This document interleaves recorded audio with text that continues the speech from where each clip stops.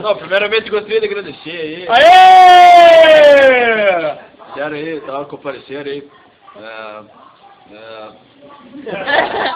Então, né? Quem pensa, né?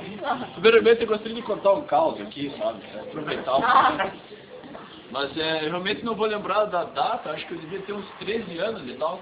E eu sempre falava isso quando eu lembro da data, eu sempre falava 15 anos.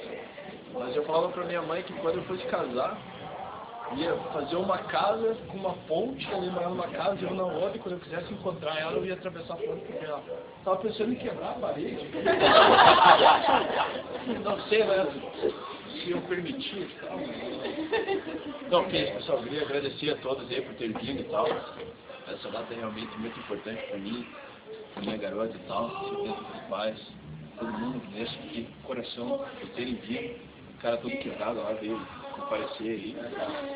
Eu falei pra você, cara.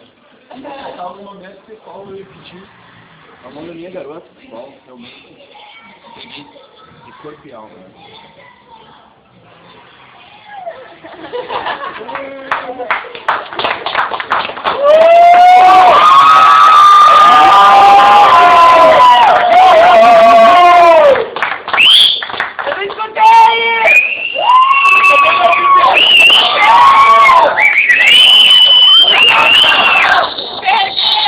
Cadê o pedido?